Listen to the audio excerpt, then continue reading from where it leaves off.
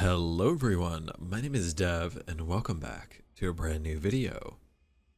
Today it is another one of the updates, our little weekly updates that aren't coming out every week because I was super duper busy last week. I had a lot of work stuff to figure out and worry about, so it kind of delayed me from making a video talking about the stuff that was going on, which was kind of a blessing in disguise because there was nothing really to talk about other than the bug fix that came out on the 9.0.1 patch, which was kind of like a nothing burger bug fix because it really just changed around a bunch of the points for the animatronic and added more scoring events and stuff, and then they tweaked the AFK system and stuff a little bit, which is whatever. They also fixed the issue that made him invisible and stuff like that, which I knew that they would, fix all the particularities with him. But we finally had a balance shift come out, which I think is really, really important. They changed the security guard badge add-on, which gave you extra duration of, what is that effect called? I'm blanking on it right now. Undetectable. So decrease the undetectable length with that add-on. Or that was Bonnie's guitar strings. And then they changed a bunch of stuff. They decreased stuff, increased some other things. They buffed Foxy's hook again, which is his movement speed add-on that was on the PTB, and the Endo CPU add-on, which is his break speed add-on as well, which is pretty cool.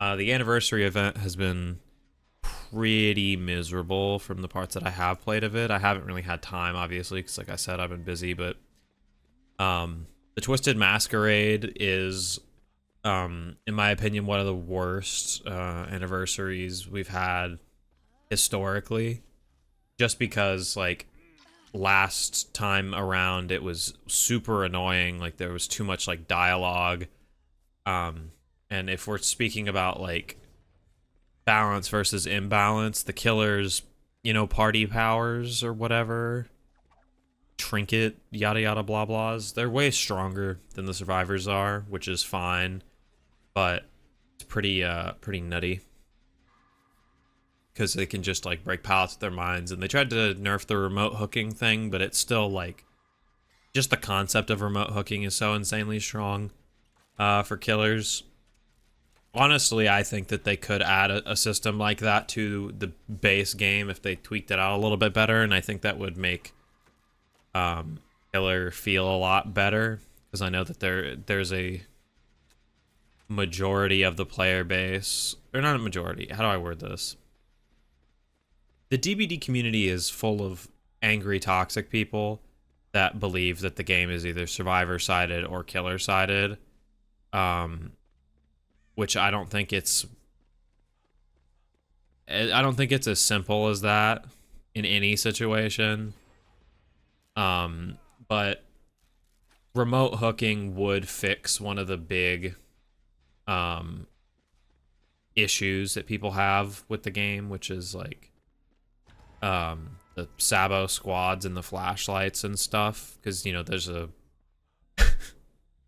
a whole cult fan base around, I destroyed Toxic Swift playing game, pee pee poo poo fart cum, and they're like, I don't know, you know what I'm saying? I feel like you guys get what I'm saying right now.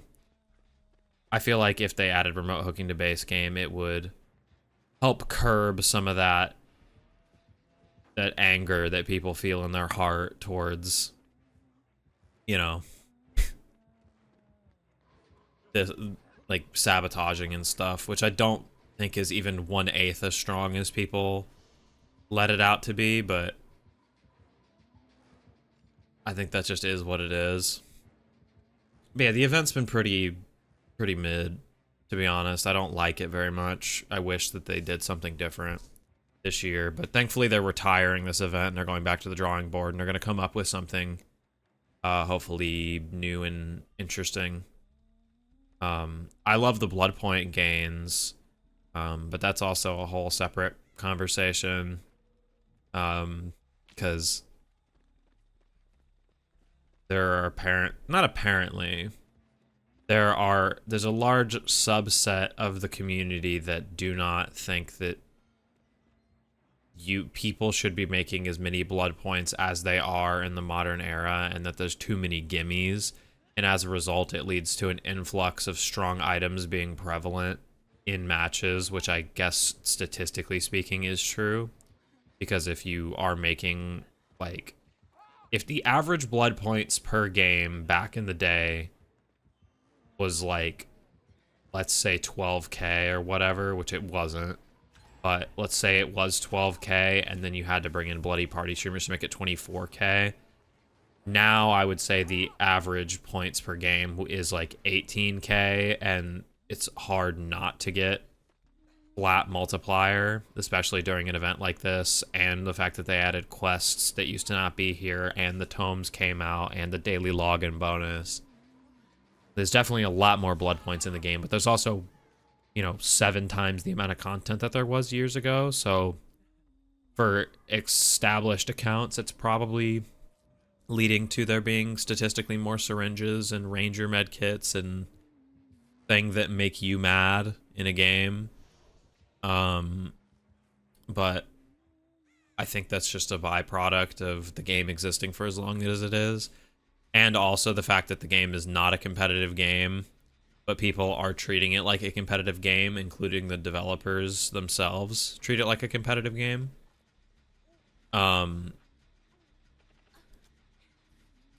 So, well, they treat it like a competitive game in some ways, I guess. What I mean by that is, like, Dead by Daylight that's a strong statement. Dead by Daylight does not need skill-based matchmaking, and I don't think any party game needs skill-based matchmaking. I think that there's a luck element that I miss in video games. That I think people have this expectation now that they're supposed to win all the time. Which is not how life works or how games work in general. Because I remember, I'm gonna pull out the cards. I remember playing Modern Warfare, or specifically, I remember playing Modern Warfare 2 with my friends, and there are games where I would get absolutely shit on. You know what I mean? Like, I would go 2-16, you know what I mean? And I would be miserable as fuck because I would get put in the lobby with some adult man that was way better than me at video games, and I'd get rolled. And that didn't happen all the time, but when it did happen, I just kind of took it on the chin like what it was. And then the next game I would get into, it would be like Christmas noobs, you know? Like, I would buy the game in November, and then there'd be Christmas noobs. There always were, like, especially in COD. And you would just absolutely destroy them because they have nothing and you have literally 2 months almost worth of game on them. And there was always double XP weekends as well, like on the Christmas time, just so like you could catch up with them. So you would just be grinding and you'd be destroying like a 12-year-old kid who just got an Xbox for Christmas and got, like, I don't know, Modern Warfare 3 or Black Ops 2 or something. And that just is what it was. So I feel like there's a lot of people nowadays that don't appreciate losing in games. You know, like, winning should not be the end-all be-all for whether or not you have fun, in my opinion. Like, you're gonna see it in the background footage of this exact game, even if you made it to this point. In that first game, that Huntress got absolutely demolished, like, front to back. Systematically, we played better as a team.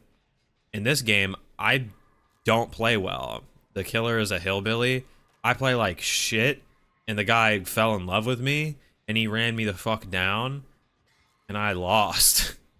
And you know what? I don't even feel bad about losing, because I don't deserve to win every fucking game. You know what I mean? And I just don't know where the entitlement comes from both killers and survivors, that you deserve to win every single match, regardless of what the context of the game is, right? Because I've seen, this is going to be talking more specifically about the controversies that I've been seeing recently. But I've been seeing people say it is impossible for killers to win without tunneling and camping at high MMR, right? And for the record, I think that's probably true. But that's because high MMR is fucking stupid. Like, you are expecting to 4K every game against the highest bracket of players that exist. You know what I mean? Like, I don't even... Like, the high MMR lobbies, they obviously exist, but they're filled with high MMR players. So you're playing with people that not only, like, fundamentally understand the game at a complex level, but also fundamentally are aware of what is meta and what is strong. And in the case of playing with a team, they know how to be good teammates in correct situations. Otherwise, they wouldn't be in high MMR settings. So then you get this, like, delusion going, some of these people, that, like, every team that works together is a Swift, which is just isn't true. Because you can have coordination without being a Swift. In that first game, right? Like, that Huntress, when the body blocks came through. Watch this. This is like the worst play I've ever seen in my life. Take notes of that on what never to do. What was I saying? Yeah, there's this entitlement, I think, from both sides, that they think that they deserve to win every single match, right? Like, if a killer camps me and or tunnels me, like, yeah, sometimes I'll find it annoying. I'm not gonna pretend like I'm not a human being, right? But I'm not gonna go as far as to say that, like, the killer's a bad person for doing that, or that strategy is invalid or impossible to play around, because it's not. If I wanted to never get camped or tunneled out of a game, I would bring Off the Record, I would bring Decisive Strike, you know, I would bring fucking Dead Hard. I would bring the tools in the game to prevent it. I would have a teammate bring Reassurance. Like, I would get people to hit tank for me. You know, like, that's a valid strategy in the game. And I understand, like, removing frustration points for certain players is a priority for the development team. And I'm also fine with that. Like, I feel like it's, like, these people that are of two minds, that, like, any decision that's good for new players is bad for experienced players, right? Like, DBD adding, you know, anti-camping mechanics is bad for the game because it removes a viable strategy that killers need to use in order to win the game. It's like, do you really, though, need to camp to win the game? Because realistically, you don't. The fact you win way faster if you tunnel them out. And they're not gonna touch tunneling in the way that people, I think, are imagining. Because on the roadmap that they have for the year, they're going to be looking at anti-slugging mechanics. They're going to be looking at anti-camping mechanics. They're going to be looking at a bunch of different problematic, quote-unquote, areas of Dead by Daylight. And they're going to be addressing them. And I think there's a lot of people, snake oil salesmen, I will call them confidently, that are going to try to sell you doomer bullshit because it makes them money advertising wise. Like, it's monetarily profitable for you to be scared or frustrated with the way that the game is. So they're gonna keep telling you that, like, killers are dead and you can't ever play them again because the developers have decided that you're not allowed to play because they're gonna remove everything. It's like, they're not. You're gonna be fine. Everybody out there is gonna be fine.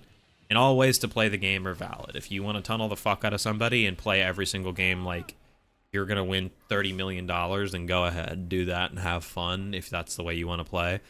But if I want to queue into a game and put on this fucking weird-ass healing build and do that, I should be allowed to do that as well. They're both valid ways.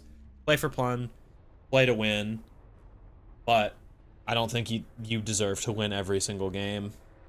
That's kind of it.